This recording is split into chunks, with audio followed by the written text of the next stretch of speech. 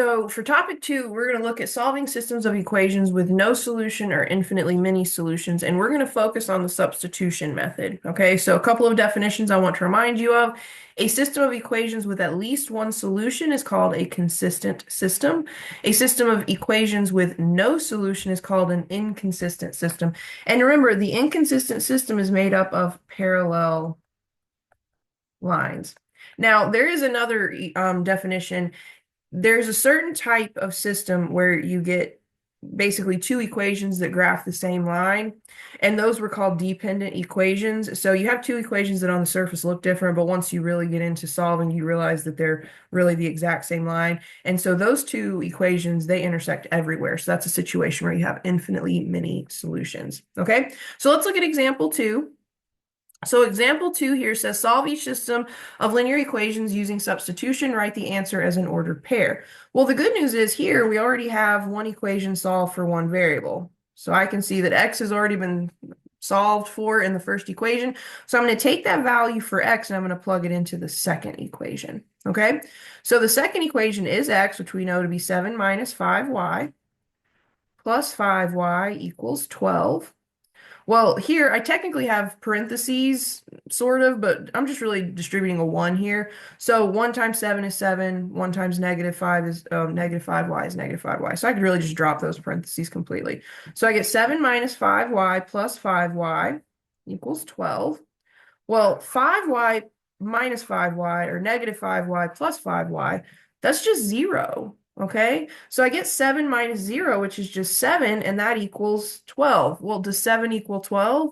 No, never. That's never going to equal 12. So this is false. That tells me these are parallel lines. And we have no solution. So let's go ahead and look at Desmos just to prove to you that this really is the case. So we go to Desmos, and remember it's just desmos.com. We type in our equation, so I had x equals 7 minus 5y, hit enter, and then I had x plus 5y equals 12, and you can see that those two lines really are parallel. We could zoom out and zoom out and zoom out and zoom out and zoom out, and those two lines never intersect. Okay, so we did have parallel lines here. Let's go back and look at part B. So again, part B is kind of nice because they've already solved the first equation for y. So we're going to take this value for y and plug it into the second equation. So we're going to get 12x minus 15 equals 3 times y, which is 4x minus 5. So let's see, we're going to start simplifying here. So I get 12x minus 15 on the left. And then on the right, I need to distribute that 3. So I get 3 times 4x, which is 12x.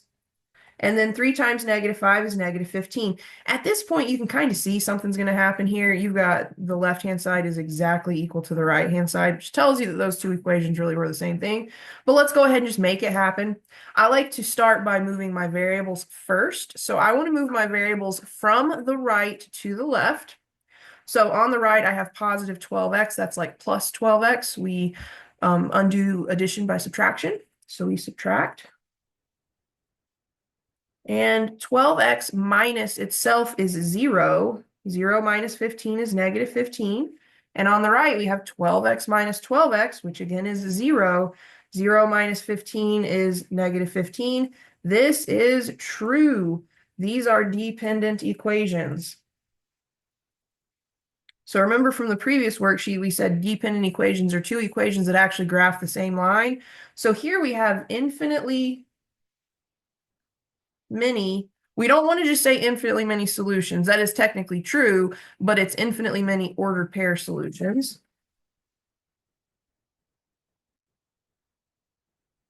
You definitely cannot say real numbers here, okay?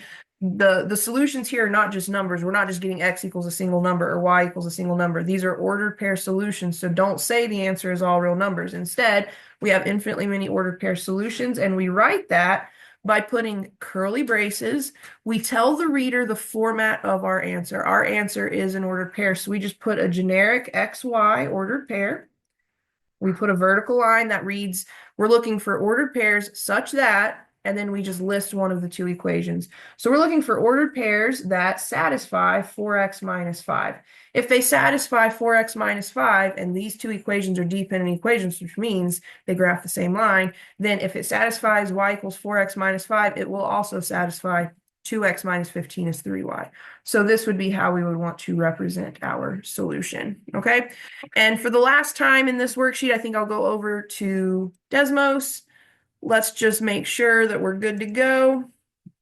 So let me clear out these two.